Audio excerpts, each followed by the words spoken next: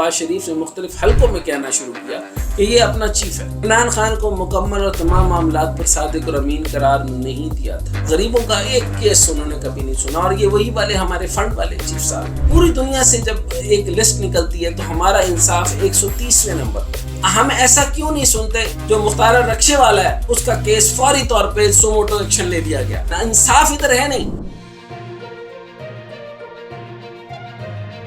السلام علیکم، میں ہوں ڈاکٹر حسین جاوید اور آپ دیکھ رہے ہیں میرا ڈیجیٹل چینل۔ سارے ججز کی بات نہ ہو اور سابق چیف جسٹس کی بات نہ ہو، یہ کیسے ہو سکتا ہے؟ اب آپ کو سابق چیف جسٹس صاحب کی بات سناتے ہیں۔ پاکستان کے سابق چیف جسٹس ثاقب نثار نے کہا کہ عمران خان کو مکمل اور تمام معاملات پر صادق اور امین قرار نہیں دیا تھا۔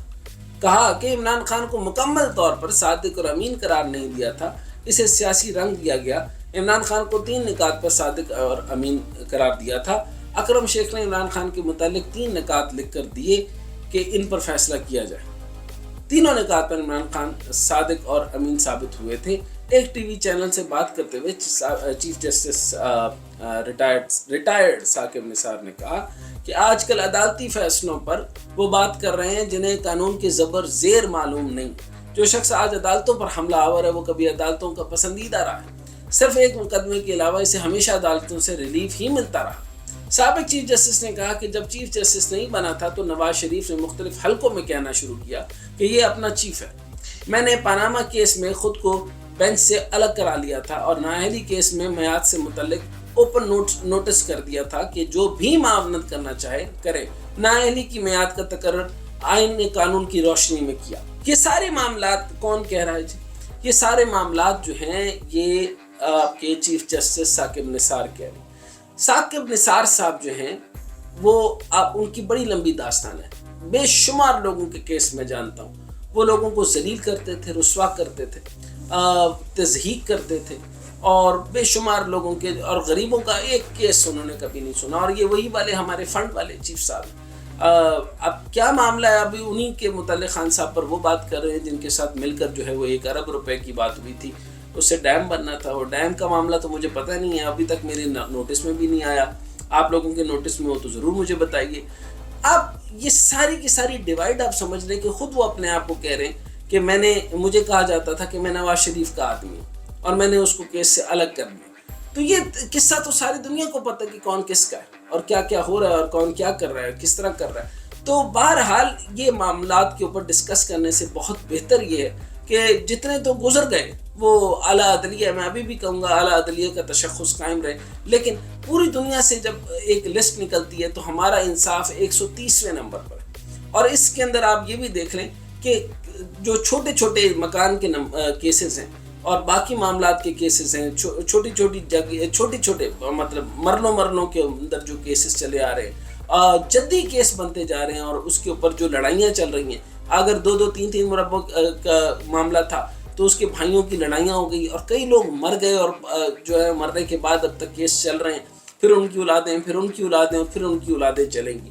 ابھی ہمارے ایک دوست ہیں، وہ ڈسکس کر رہے تھے، تو 2 بھائی آپس میں جو ہے وہ قبر کے اوپر لڑ پڑے، تو دکانوں کے اوپر لڑ پڑے، تو 2 دکانوں کی اتنا ہی جو ہے وہ ایریا تھا جو ایک قبر کا ہوتا ہے۔ بہرحال وہ دونوں میں سے ان دونوں کی لڑائی ہوئی تو ایک دوسرے کا انہوں نے قتل کر دیا۔ اچھا، جب دونوں قتل ہو گئے تو ان کے والد نے کہا اسی بازار کے اندر کھڑے ہو کے کہ دونوں کی قبریں یہی بنا دو، تاکہ یہ شور سن سکیں کہ جس شور میں کہ جس بازار کے اندر اور جس زمین کے اوپر وہ لڑیں اسی کے اندر انہوں نے جانا ہے۔ لیکن یہ تو معاملہ ہوا عبرت کا، لیکن دوسری طرف آپ جو ہے وہ عدالت کا بھی معاملہ سمجھ لیں کہ سارے غریب لائنوں میں کھڑے ہیں، ان کے پاس وکیل کے پیسے نہیں ہیں، عدالت میں کبھی کسی کا کیس لگا نہیں ہے، کتنے ہی لوگ ہوتے ہیں اس کا کبھی کسی نے ویٹ کیا نہیں ہے۔ یہ بات بھی درست ہے کہ ویٹ بھی کسی کا نہیں کیا جاتا، یہاں پر وکیل کا انتظار کر لیا جاتا ہے، اور جس کا کیس لگا ہوتا ہے اگر وہ 1 سیکنڈ بھی لیٹ ہو جائے تو ججز، ہمارے اعلیٰ ترین ججز جو ہیں اور بالکل آنریبل ججز جو ہیں، وہ اس کا انتظار نہیں کرتے۔ وہ کبھی وکیل تھے، جج بھی کبھی وکیل تھا، کبھی یہ سوچے کہ کس طریقے سے تضحیق ہو رہی ہے، اور کبھی دیکھیں کہ باہر میں خدا نخواستہ اگر آپ جا کر دیکھیں کچہریوں کے اندر کس طریقے سے لوگ جو ہیں وہ انصاف کی قطاروں میں کھڑے ہیں۔ انصاف کا ہمارا کیا حال ہو گیا، پاکستان کی ساری جو ہے وہ چیزوں کا جڑ آپ یہ دیکھیں کہ ایک انصاف ہے، ایک آپ کی اسٹیبلشمنٹ ہے جس کو آپ ملٹری بھی کہہ لیں، اور لے دے کر کے تیسرا ہمارا پارلیمان رہتا ہے۔ نہ پارلیمان رہ گیا اور نہ عدالت پہ کوشچن مارک، تیسرا آپ نے کوشچن مارک جو ہے وہ ہماری ملٹری پہ لگانا شروع کر دیا۔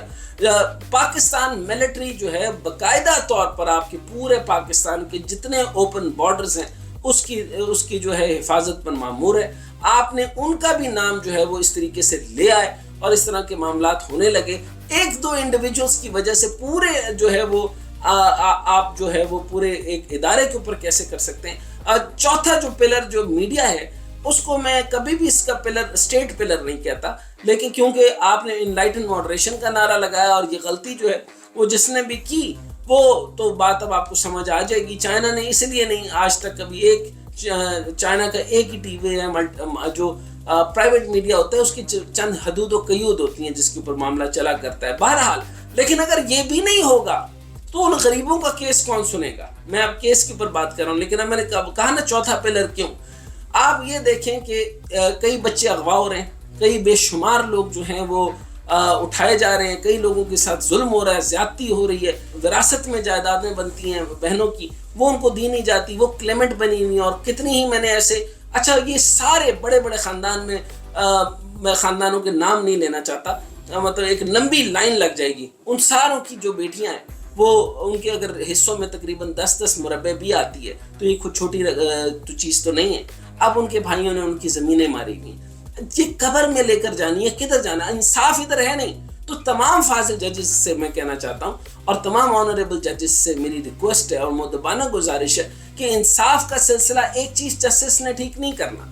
آپ کے اختلافی نوٹس آپس میں چلیں گے، وہ چلاتے رہیے، لیکن قانون کا دائرہ کار کے اندر جو ہے آپ سارے قانون ٹھیک ہے نہیں ہے یہ تو تب پتہ چلتا ہے کہ جس کے اوپر گزرے گی، لیکن بات یہ ہے کہ ان سب کے کیسز سنے جائیں، ایک طریقہ کار وضع کیا جائے اور انصاف کو سپیڈی جسٹس کا سلسلہ ایک شروع کر دیا جائے۔ یعنی آج کیس لگے تو جس کے پاس پیسے نہیں ہیں اس کے لیے وکیل کا انتظام کس نے کرنا ہے اور کیا نظام بنے گا اور اس کی بریت کا نظام کیا ہے اور کس طریقے سے اس کے سفارش ہوگی اور کس طریقے سے اس کو جو ہے وہ بے گناہی سے معاملات ملیں گے۔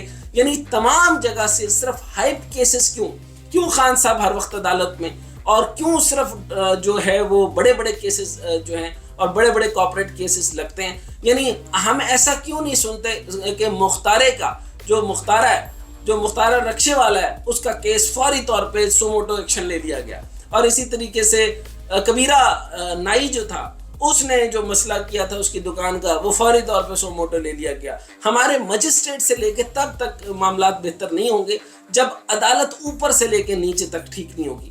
ایک اوپر جو ہے یعنی جو چیف ہوتا ہے وہ آف کورس باپ کی طرح ہوتا ہے، وہ ڈاؤن دا یعنی پوری کی پوری ڈاؤن دا کرین آپ کا جو ہے وہ ساری چیزیں درست ہو جاتی ہیں جب وہ ہر جگہ جو ہے وہ کام کرتا ہے۔